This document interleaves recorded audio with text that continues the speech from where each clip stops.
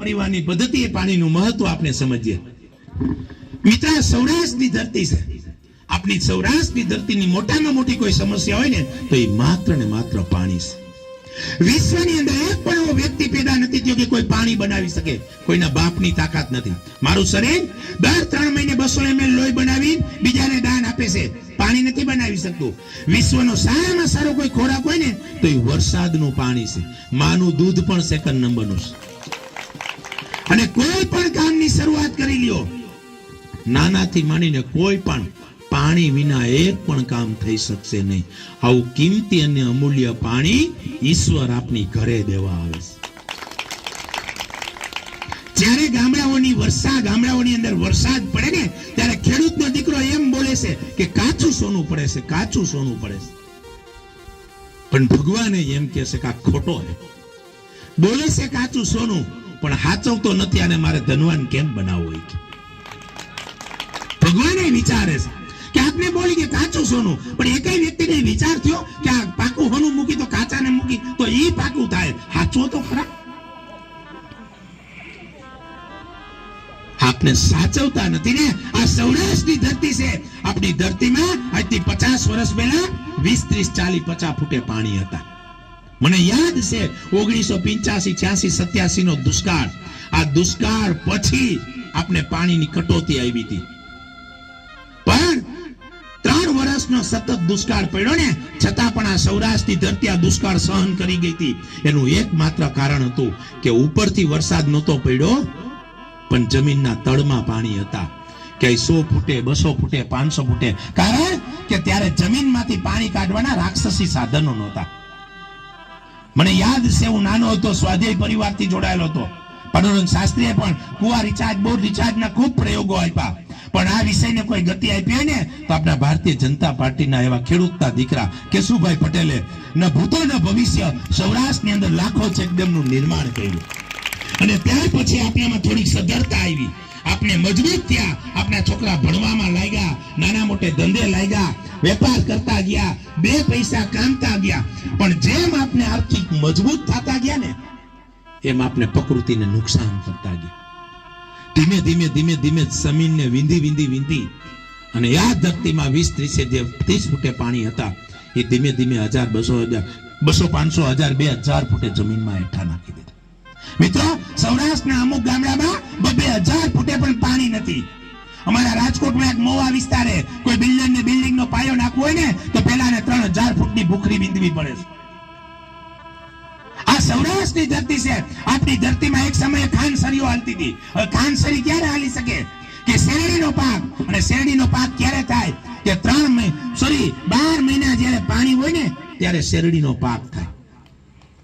આ જ ગામની વાત કરું. આ ગામમાં હું તો પહેલી વખત આવ્યો, પણ ઘણા બધા વડીલો બેઠા. અહીંયા બેઠેલા દરેક વડીલોએ આજથી 20, 30, 40, 50 વર્ષ પહેલા બધાયની વાડીએ શેરડીનો વાર હશે. 1 ક્યારો, 2 ક્યારો, 4 ક્યારો, 5 ક્યારો. જાવજી ને અત્યારે ઊંચો હાથ કરો ને કેની વાડીએ શેરડીનો વાર છે? કારણ કે પાણી નથી. સમજવા મારી વાત. 2 વિકલ્પ પડી ગયા. હવે 80% ને પાણી ગમે એટલો વરસાદ પડે ને સૌરાષ્ટ્રની ધરતીમાં મિત્રો 20, 30, 40, 50, 60 ઇંચ વરસાદ પડે છે. ચાલ ઇઝરાયલમાં 5 ઇંચ વરસાદ પડે 3 સીઝન લેશે. અને આપણે તો ગમે એટલો વરસાદ પડે ને, દિવાળી અને હોળી આવે ને તો આપના ફૂટવાલો દેખાય છે. મેં શેરડીની વાત કરી. શેરડી વાવતા બંધ થઈ ગયા કારણ કે ઉનાળે પાણી નથી. હવે 20% છે જે જમીનને વીંધી પાણી કાઢી રહ્યા. તો એ શું કહે છે કે 80% ને પાણી નથી, એ લોકો વાવતા નથી, અમારી રેવા નથી દેતા, અમે બંધ કરી. શેરડી ક્યાં? શેરડી વાવતા ગામમાં બંધ થઈ ગયા. આમ ખવાય? ખેડૂતને દીકરાને વાડીએ શેરડી ન મળે. વિચાર કરો કઈ દિશામાં આપણે જઈ રહ્યા છે. આ ગામમાં હું પહેલી વખત આવ્યો. ખૂબ ભલે હોશિયાર વ્યક્તિ, ખૂબ આગેવાનો ભેગા થયા, પણ હું વિશ્વાસથી કહું છું, મને ખબર નથી પણ મારો શબ્દ ખોટો નહીં પડે. આપની ઘરે નળમાં તો પાણી નર્મદાનું જ આવતું છે. હાલો, આવે છે ને? કેટલું બુદ્ધિશાળી ગામ ભેગું થયું છે. કેટલું અમુક કે 8 દી આવે એવી પાછી ફરિયાદ કરશે. સમજો મારી વાત. કેટલા બહેનો એમ ગયો ને 8 દી આવશે. સમજો મારી. પણ હું તો કહું ધન ગણી ધન ભાગ્યા નરેન્દ્ર મોદી સાહેબ અને બીજેપી સરકાર, હું એનો આભાર માનું છું કે 400 કિલોમીટર થી પણ પાણી પહોંચાડ્યું તો ખરું. અમુક વિસ્તારમાં પાણી નથી ને, આ બેનો હજી બેડા હારી રહ્યા છે. પણ હું એમ કહું કે આ કેટલું બુદ્ધિશાળી ગામ ભેગું થયું છે. આપણે સરકારનો વાંક ક્યાંય નહીં કાઢી, કારણ કે એની ફરજ નિભાવી રહી છે. આપણે આપના દોષને જોવા, કેટલા ગામના આગેવાનો, 2-4 ગામના સરપંચો બધા ભેગા, કેટલું બુદ્ધિશાળી. ભરતભાઈ ખૂબ વખાણ કરીને આ ગામના ગયા. બાકી રહી જતું તો જનકભાઈ કઈ કાચું રહેવા દીધું નથી. પણ હું કહું આટલું બુદ્ધિશાળી ગામ અહીંયા ભેગું થયું છે. આ ગામમાં 20, 30, 40, 50, 60 વરસાદ પડે, અહીંયા જેટલો વરસાદ પડી પાણી ક્યાં જવા દે છે? હાલો આગળ ને જોયો કેટલું બુદ્ધિશાળી. એ કે અહીંયા વરસાદ પડે તો કે ઈ આંબાડી રસાગણી કે દરિયામાં જવા દો. પછી તો કે મધ્યપ્રદેશમાં વરસાદ પડે ઈ અમાર ઘરે જોઈશ. હાલો કેટલું બુદ્ધિશાળી ગામ. જનકભાઈ અમારે અહીંયા નર્મદાનું પાણી કેદી આવશે? આ મારા બિચારો વાલ ઓદર તોડે હો બધાને, વાયા ગચકા આવે, વાયા કકડા આવે કે ભાઈ ઓલી કેનાલ ચાલુ કરો, ઓલી કેનાલ. તમને ખબર નથી તમારા ગામની કેનાલ હાટું કાલ 2 કલાક અધિકારી પાસે બેઠો. પણ આપની શું ફરજ? ચાલો હું એમ કહું છું, આપની શું ફરજ?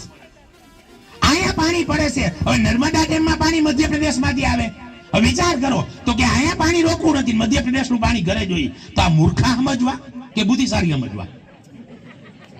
હું તો જાહેરમાં કહું છું, ભરતભાઈ કઈ ગયા ને પારકું. આપને શું કરતા હોય કે નર્મદાનું પાણી આવે એટલે આપણે વધામણા કરવા જાય. ધારાસભ્યને બિચારા બોલાવી, એને તો મહેનત કરી એટલે લઈ આવ્યા, એટલે એને તો સુખ થાય કે મેં મહેનત કરીને આવી. પણ હું તો એ કહું કે આપને ગામે શું સમજવાનું? ભાડાના મકાનના વધામણા કરાય. હાલો જેટલી મહેનત આ ગામમાં, હું કહું ને આ ગામની વાત, આ ગામના જેટલા લોકોએ રૂપિયા પાણી ગોતવામાં નાખ્યા ને, એટલા રૂપિયા જો પાણી બચાવવામાં નાખ્યા હોત ને તો અત્યારે 20, 30, 40, 50 ફૂટે પાણી હોત. અહીંયા બેઠેલા દરેક વ્યક્તિએ જિંદગીમાં બીજું કઈ કર્યું હોય કે ન કર્યું હોય, પણ પાણી ગોતવામાં રૂપિયા નાખ્યા જ છે. જે કુવો હોય છે ને ઊંડો કર્યો હોય છે, બીજો કુવો, એમાં આડા દાર, ઊભા દાર, મોટી મોટર, બીજું કનેક્શન, વાથી પાઇપલાઇન જોઈશી શું? હલો પાણી. સૌરાષ્ટ્રના ખેડૂતોની ટોટલ ઇન્કમના 25% રૂપિયા ખેડૂતો પાણી ગોતવામાં નાખે છે.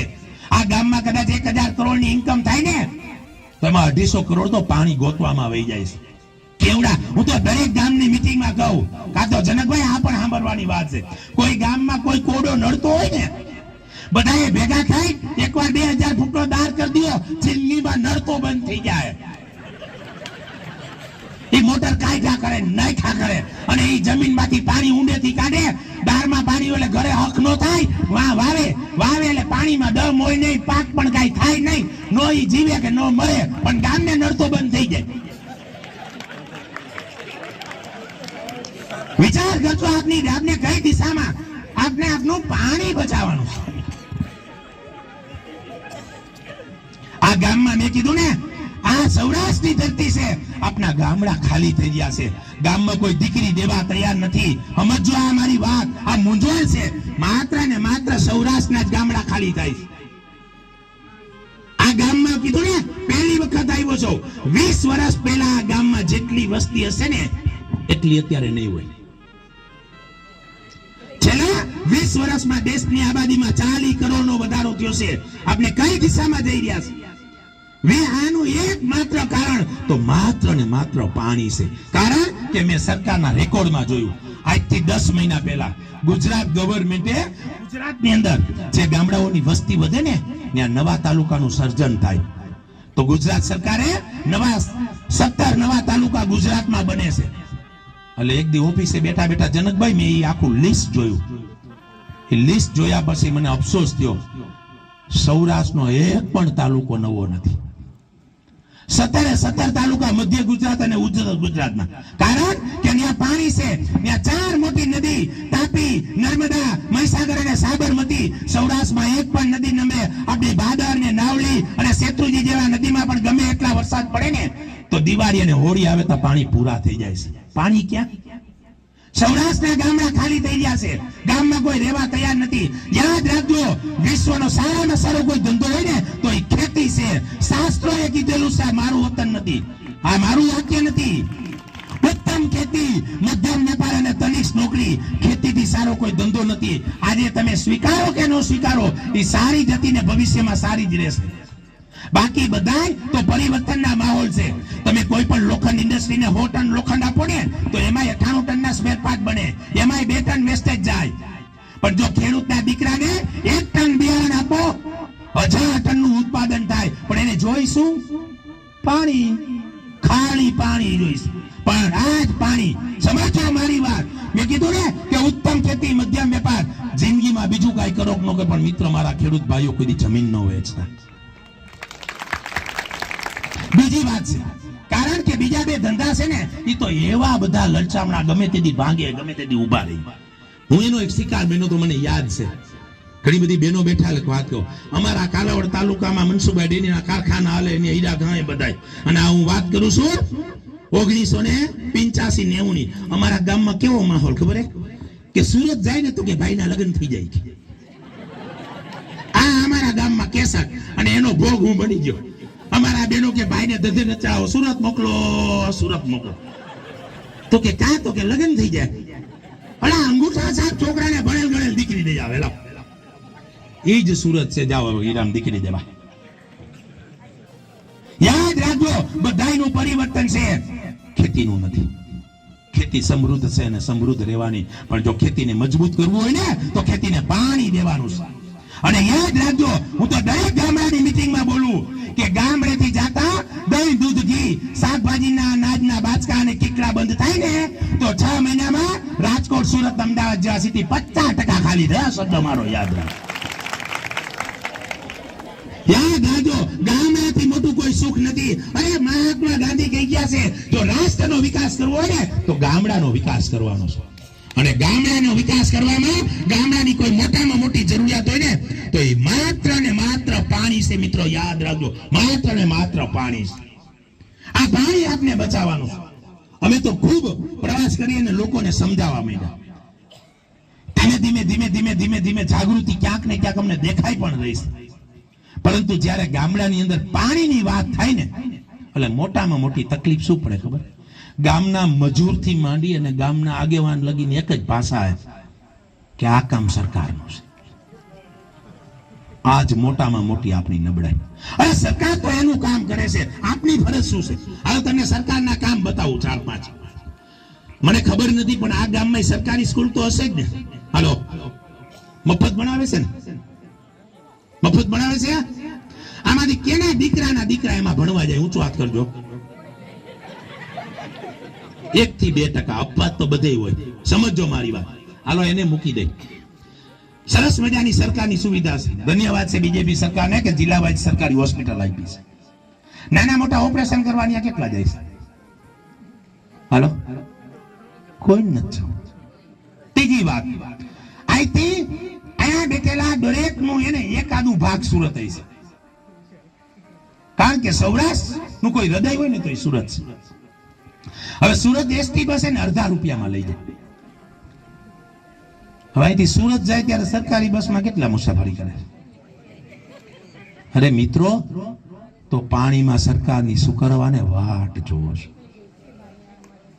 તમે એજ્યુકેશનમાં સરકારની વાત નથી જોઈ ને એટલે એજ્યુકેશનમાં સુવિધા મળી. ટ્રાન્સપોર્ટમાં પ્રાઇવેટીકરણ થવાથી ટ્રાન્સપોર્ટની સુવિધા મળી. હોસ્પિટલ પ્રાઇવેટ થવાથી આપને એની સુવિધા મળી છે. તો પ્રાઇવેટ આપની હાથે ગામ જાગૃત થઈને ચેકડેમ ને તળાવ કેમ ન બનાવી શકે? અમે લોકોને આ જ વસ્તુ શીખડાવી છે કે આપણે જાગૃત થઈને આપણે તળાવ કેમ ન બનાવી શકીએ. તો આ વિષયને લઈ અને લોકોને ધીમે સમજાવતા ગયા કે આપના જન્મ દિવસમાં ડેમ બની શકે, આપણી લગ્ન તિથિમાં ડેમ બનાવી શકાય, વડીલોની યાદમાં ડેમ બનાવી શકાય.